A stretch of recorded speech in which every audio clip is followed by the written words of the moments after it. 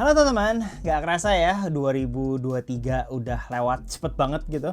Jadi gue sekarang akan mencoba sedikit merangkum istilahnya highlight teknologi bagi gue pribadi selama 2023. Gue gak selalu punya akses ke hardware paling baru di tahun 2023 dan juga mungkin ini beberapa diantaranya gak kronologis dan ini hanya spesifik untuk hardware kelas consumer kayak istilahnya desktop atau laptop mungkin di situ ntar ada.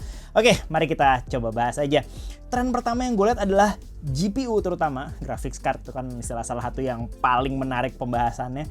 Itu kelas menengahnya makin gak murah dan harganya emang makin tinggi dan itu terasa sekali di tahun 2023. Yang jadi problem bukan cuma harganya agak tinggi, tapi ada GPU yang harusnya kelas harganya tuh nggak ada kompromi. Misalnya kayak kelas 5 juta tuh dulu biasanya kita udah agak tenang gitu ya. Di sini kelas 5 juta kayak RTX 4060 itu lumayan banyak komprominya. Padahal ya biasanya kelas ini harganya itu paling menarik dengan biasanya dia tahan lama gitu kan kayak GTX 1060, RTX 2060. Tapi 4060 ini kayaknya istilahnya ya kelebihannya ada tapi komprominya kalau mau dicari ya ada juga gitu. Dan kayaknya sekarang di 2023 kalau kita mau beli GPU yang agak beres istilahnya mungkin komprominya sedikit gitu ya. Mungkin itu ada di kelas kayak 7700 XT atau RTX 4070 yang harganya berarti udah deket-deket mau ke kelas 10 juta atau 10 juta lewat kalau itu 4070. Jadi ya itu agak sedikit nggak menyenangkan buat gamer yang kantongnya terbatas ya, termasuk gue salah satunya gitu kan. Dan kalau kita lihat di sini GPU murah kelas 2 juta kecil itu udah hampir nggak ada atau hampir non-existent. Harusnya di akhir tahun ini yang ada tuh cuman Arc A380 dari Intel, itu pun ya masih ada komprominya gitu. Jadi itu GPU murah tapi ya banyak hit and miss di beberapa aplikasi. Cuman ya nggak ada pilihan lain saat ini gitu. Kalau kita mau nyari kelas 2 juta mungkin GTX 1650 gitu kan, tapi itu udah arsitekturnya udah uzur juga gitu. Nah, di sini mungkin yang masih punya harapan ngasih agak value tuh ya Arc A580 ini yang belum sempat gue bahas gitu kan. Ini menawarkan harga versus performa menarik tapi ya masih butuh banyak testing ini bergunanya di mana dan komprominya di mana. Jadi itu kurang lebih soal GPU kelas menengah. Nah, ini kalau kita mau sedikit masuk lebih dalam lagi, pembahasan juga yang istilahnya mengundang debat lumayan rame adalah apakah video RAM 8GB itu jadi obsolete gitu ya. Nah, kita perlu tahu bahwa requirement game terutama di 2023 ini kelihatannya meningkat. Jadi loncatnya agak gede gitu kan. Dan juga ini diperparah dengan banyaknya layar 1440p yang makin murah. Jadi ada orang yang punya tendensi, udah harganya nggak beda jauh, mari kita ambil 1440p aja. Dan di sini di kelas 1440p ditambah kebutuhan gamenya makin meningkat, itu memperparah kondisi. Belum lagi orang-orang yang suka main kondisi mentok kanan gitu kan, tekstur mentok kanan, kualitas mentok kanan. Dan ini membuat kebutuhan grafik card terutama dari sisi video RAM itu melar. Itu yang jadi problem. Nah, tapi di sini juga pengujian soal video memori ini agak sulit digeneralisasi ya, karena ini kejadiannya kadang-kadang masalahnya terjadi per game, jadi per kasus gitu. Ini mungkin gue harus kasih tambahan sedikit bahwa 12GB yang banyak orang bilang sekarang kita harus 12GB gitu. 12GB itu nggak selalu lebih kencang dari 8GB. Ini sangat tergantung aplikasi gitu. Kita ketemu skenario 8GB cukup ya berarti GPU-nya yang ngefek gitu, istilahnya processing power di GPU-nya yang ngefek bukan video RAM-nya gitu. Kita bisa lihat kondisi di mana RX 7600 8GB, RTX 4060 8GB itu menang dari RTX 3060 12GB. Tapi di mana video RAM-nya kurang, kita bisa ngelihat di mana 3060-nya mungkin punya sedikit keunggulan, dan keunggulan mungkin nggak cuma performance di sini, tapi video RAM besar ini membuat dia relatif bebas masalah, nggak ada tekstur yang missing gitu misalnya saat kita lagi main game dan lain sebagainya. Jadi ini yang kayaknya makin kesini 8GB ini dianggap obsolete ya, walaupun sebetulnya masalahnya diperparah sama usernya sih yang selalu pengen mentok kanan gitu kan. Kalau usernya pengen bisa ngatur kualitas detailnya sedikit, 8GB bisa jadi cukup apalagi di 1080p. Berikutnya masih bahas GPU lagi. Tren ini mungkin teman-teman udah lihat gitu ya, 2023 itu adalah tahun dimana generative AI itu jadi jadi sorotan. Dan di sini kita bisa lihat bahwa GPU itu jelas nggak cuman buat gaming doang gitu, apalagi sekarang dengan ramenya sebuah aplikasi bernama Stable Diffusion gitu yang bisa mengubah teks jadi image, dan kita bisa lihat bahwa beberapa GPU itu bisa unggul sekali di skenario AI seperti ini. Dan kelihatan sekali bahwa tahun ini Nvidia segitu seriusnya di dunia AI ya, melebihi tahun-tahun sebelumnya gitu. Dan bagi gue pribadi di sini yang jadi sorotan adalah benchmarking AI itu nggak mudah, jadi itu agak susah.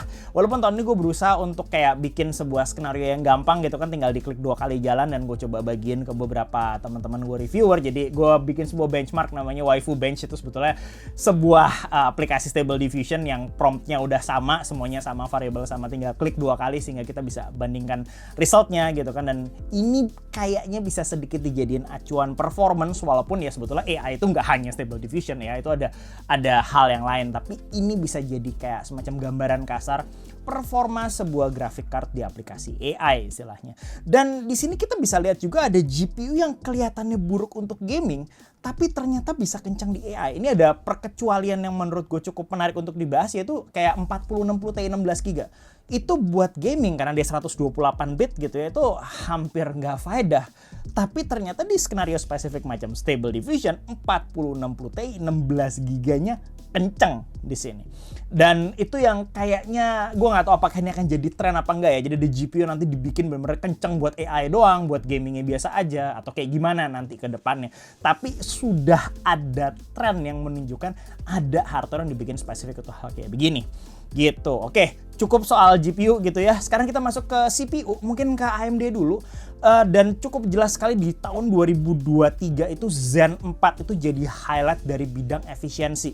Kalau di desktop itu ada namanya Zen 4 X3D, itu yang punya 3D V-Cache, dan itu jadi CPU gaming terkencang saat ini gitu. Teman-teman yang mungkin sempat lihat kayak preview pendek gue sempat nyoba sebentar banget, kelihatan banget kalau potensi Zen 4 yang punya 3D V-Cache gede ini baik di desktop maupun di laptop itu kencang. Dalam kondisi powernya di restrict aja, dia masih memiliki performa tinggi, tentu dengan asumsi bahwa game yang kita pakai ini segitunya butuh memori, istilahnya memori performance gede gitu ya. Makanya karena cache-nya kepake, 78 X3D-nya jadi kencang. Sebetulnya Zen 4 yang menurut gue paling menarik di 2023 itu adanya di laptop, bukan di desktop. Jadi gue sempat kebagian beberapa istilah testing untuk Zen 4 laptop yang sebutannya Phoenix gitu ya.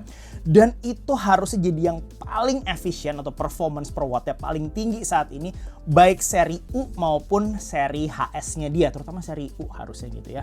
Dan juga teman-teman bisa lihat bahwa ada varian handheld dari Phoenix APU ini yang masuk ke benda macam ROG Ally gitu kan. Jadi benda seperti kayak begini handheld ini tidak mungkin terjadi kalau mereka nggak pakai prosesor yang powernya rendah gitu kan, dan dia masih memiliki graphics performance yang memadai sekali walaupun powernya di restrict ke kelas 15 watt istilahnya begitu. Dan istilahnya di sini kita juga bisa lihat bahwa 7940HS itu prosesor gamingnya, berarti kan Phoenix Gaming buat laptop yang istilahnya dikasih power di range 35 watt, dia masih sangat bersaing sekali performance-nya. Dan juga ya IGP-nya kencang banget. Mungkin harusnya IGP paling kencang di 2023 tuh adanya di laptop bukan desktop. Sedih banget ya, desktopnya nggak dapat apa-apa gitu. Oke, dan itu tadi buat AMD highlightnya efisiensi. Nah, buat Intel highlightnya adalah milestone di 6 GHz. Jadi mungkin teman-teman tahu beberapa puluh tahun yang lalu kalau kita mau nyentuh clock 6 GHz itu harus kita kerjakan dengan liquid nitrogen dan extreme cooling. Tahun ini hampir semua CPU Intel itu istilahnya highlightnya high clock speed. Awal tahun Intel rilis 13900KS, itu 6 GHz out of the box, stok ya.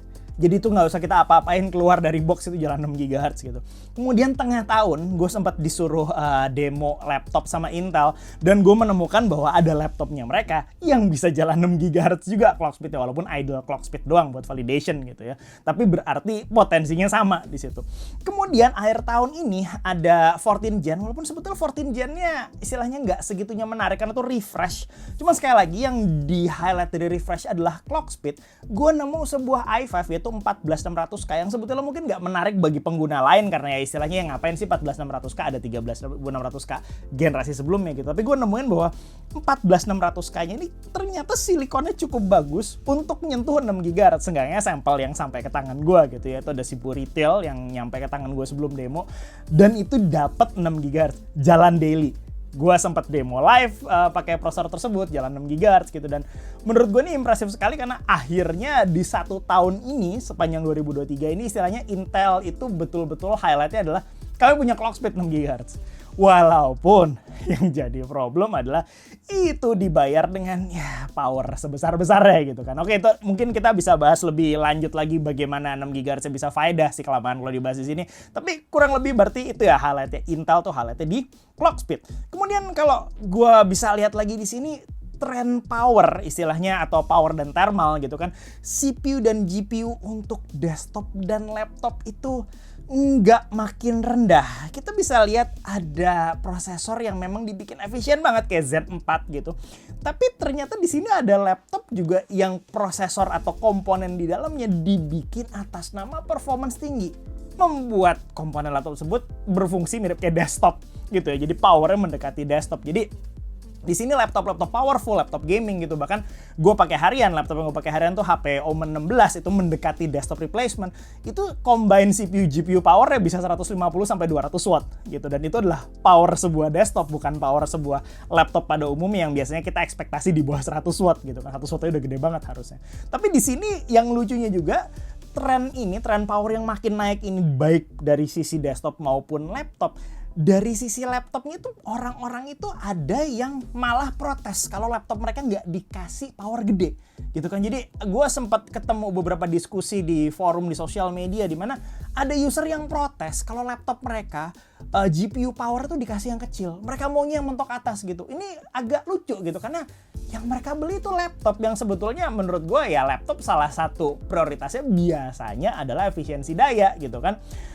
Dan ternyata beberapa orang ada yang beli laptop ya udah bodo amat, saya nggak perlu laptopnya gede, mau itu laptop coolernya bongsor istilahnya membuat laptopnya jadi agak susah dibawa gitu dan ngebawanya mungkin olahraga, tapi bodo amat atas nama performance. Ternyata ada market seperti kayak gitu, dan itu gue baru sadar kalau ada tren ke arah sini di tahun 2023 gitu. Oh, dan ya istilah kita tahu kalau laptop powernya naik apalagi desktop gitu kan. Di sini desktop jelas sekali nggak mau kalah. Dari sisi prosesor gue cukup speechless sebetulnya karena gue ngelihat 300 watt buat prosesor itu zaman dulu tuh prosesor kelas enterprise gitu, kelas server. 300 watt kayaknya sekarang udah mudah sekali didapat gitu. Misalnya kayak 14900K itu kalau kita jalan di power unlimited tuh bisa lewat 350 lewat kayaknya. Dan ini akan membuat satu kondisi di mana prosesor tersebut sulit sekali didinginkan. Jadi kalau kita ketemu prosesor di atas 300 watt, kita mau kasih itu cooler kayak IO 360 mili, bahkan mungkin waterblock custom sekalipun, sangat mungkin untuk itu CPU akan tetap kena TJ Max karena istilahnya atau suhu batas atas maksimalnya gitu. Karena di sini istilahnya untuk membuang panas tersebut dari luas penampang yang kecil IHS prosesor gitu kan, dari permukaan prosesornya itu udah sulit sekali gitu. Dan istilahnya kalau kita mau dapat suhu yang tidak 100 derajat itu kita betul-betul butuh modifikasi yang luar biasa. Kita harus delete prosesor yang mungkin kita perlu pakai liquid metal istilahnya thermal interface gitu. Dan itu yang akan membuat banyak orang sekarang nanti protes ke toko karena mereka akan bilang bahwa aduh ini saya udah beli cooler water cooling mahal gitu, lebih dari 2 juta kok suhu saya 100 derajat gitu. Yang terjadi adalah memang bukan coolernya yang salah, tapi prosesor yang udah segitu parahnya powernya, segitu tingginya powernya, sehingga untuk melepas panasnya ya butuh effort yang ekstrim gitu, misalnya kayak gitu. Nah, itu dari sisi power, dan itu sisi yang power yang luar biasa tinggi. Balik lagi gue ngelihat kalau kita bawa ke bawah ya, tadi teman udah lihat gue nunjukin handheld, dan ini kayak di 2023 karena ROG itu istilahnya mulai melakukan promosi besar-besaran bahwa mereka mulai main di kelas handheld. Sekarang banyak orang sudah mulai membahas tentang bagaimana handheld PC itu jadi alternatif bagi mereka. Jadi ini tidak digunakan untuk mengganti laptop sebetulnya, tapi ini sebagai buat tambahan bagi mereka yang ngerasa, aduh saya pengen sebuah gaming device yang mungkin ya istilahnya kecil, bisa saya bawa kemana-mana gitu, yang mungkin lebih nyaman untuk dimainkan daripada saya harus bawa laptop atau kayak gimana. Gue nggak tahu, belum lihat marketnya segitunya gede. Tapi ada. Jadi potensi menuju ke sananya ada karena didukung beberapa komponen yang ternyata cukup efisien kayak tadi Zen 4. Makanya kita bisa lihat rata-rata handheld yang kencang di sini prosesornya biasanya deket-deket sama AMD Zen 4 gitu kan, terutama yang Phoenix APU gitu. Dan istilahnya ini mungkin akan lebih rame di 2024, kita akan mungkin ngelihat handheld lain gitu. Entah gue nggak tahu apakah Intel nanti Meteor Lake mereka bisa jadi handheld, apakah nanti ada istilahnya bentuk device yang istilahnya mengizinkan itu bisa dikasih power lebih gede lagi, atau justru nanti dia istilahnya baterainya tambah gede sehingga membuat battery life lebih bagus gitu kan. Itu akan jadi bahasan menurut gua tren yang lanjut ke 2024 dan harusnya cukup menarik untuk dibahas. Oh ya, sama tentu 2023 nggak lepas dari yang namanya AI, dan kita sekarang ketemu sebuah processing unit baru yang kayaknya dikasih konsensus namanya NPU. Kita punya CPU dan kita punya GPU. Sekarang kita punya NPU. Itu NPU itu apa sih? Gue mungkin nggak mau bikin satu video khusus buat bahas ini, cuman singkatnya aja. NPU itu kayak semacam low power AI accelerator, di mana ini adalah tugasnya untuk offloading. Jadi dilempar tugasnya ke si NPU ini dari CPU ataupun GPU untuk tugas yang continuous gitu. Dan ini mereka bekerja di power yang rendah sekali. Tujuannya dijalanin di battery power kayak laptop misalnya. Jadi ini bukan sebuah akselerator high performance kayak istilah Nvidia punya Tensor Core di RTX 4090, bukan, tuh betul-betul beda gitu kan. Ryzen AI ini adalah kegunaannya dia bisa jalan secara continuous di low power, nggak makan battery life.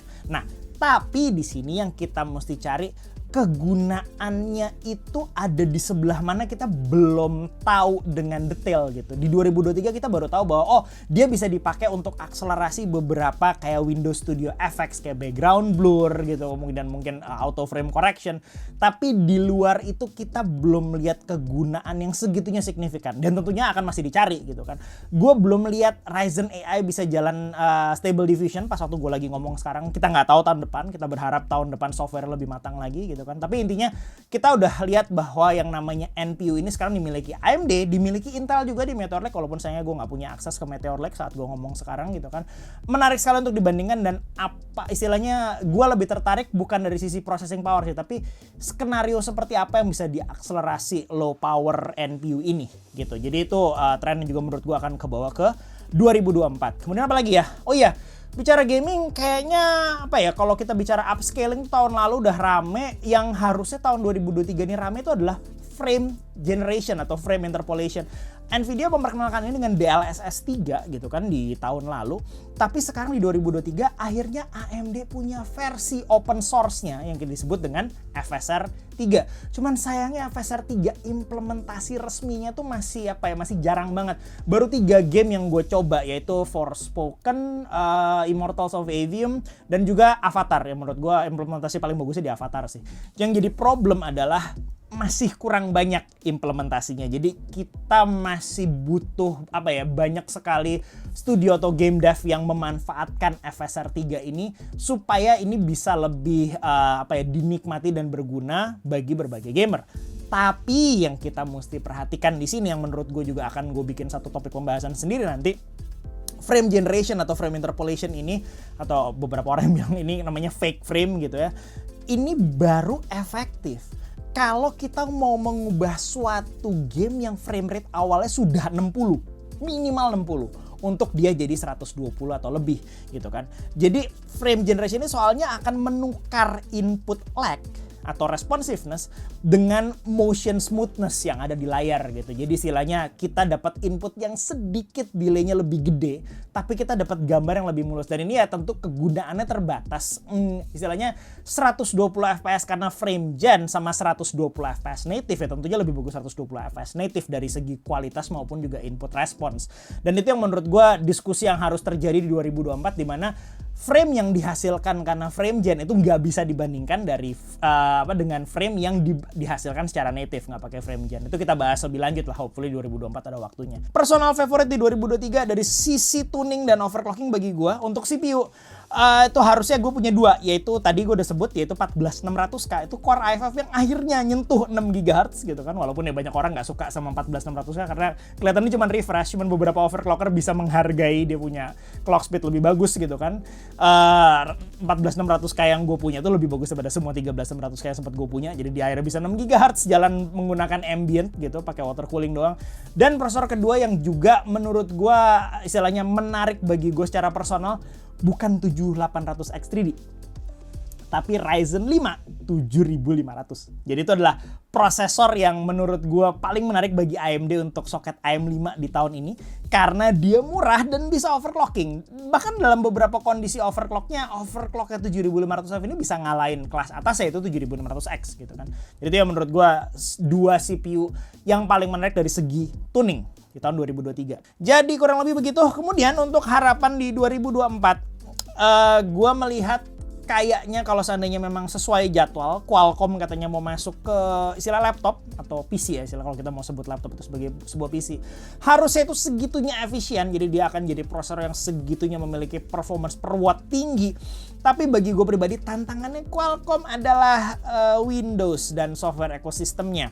Jadi kalau Qualcomm bisa membuat Windows bekerja dengan baik di hardware mereka, kelar, selesai. Istilahnya Qualcomm itu akan memiliki potensi menarik sekali gitu. Lawan nomor satunya Qualcomm bagi gua adalah Windows. Karena ya Windows itu biasanya sukses untuk membuat beberapa platform yang tadinya baik-baik saja jadi tidak baik-baik saja, terutama karena Windows Update gitu kan. Benci sekali gue sama Windows Update. Anyway, gue berharap kita ketemu use case AI offline yang bisa memanfaatkan berbagai hardware terbaru dan juga berguna tentunya bagi usernya. Gue pribadi berharap ini kegunaannya lebih ke arah kayak macam kayak Copilot, kayak ChatGPT offline gitu. Gue akan berterima kasih sekali kalau seandainya bisa kejadian kita punya ChatGPT offline, karena itu akan membantu banyak pekerjaan gue. Ya sepanjang 2023 gue menggunakan ChatGPT. Jadi gue lihat kalau kegunaan large language model di era ini tuh akan sangat punya potensi sekali. Gitu aja lah kayaknya. Semoga tadi rangkuman singkatnya itu berguna buat teman-teman, memberikan informasi tambahan. Dan kayaknya begitu aja, sampai jumpa di berbagai pembahasan gue selanjutnya di tahun 2024. Bye-bye.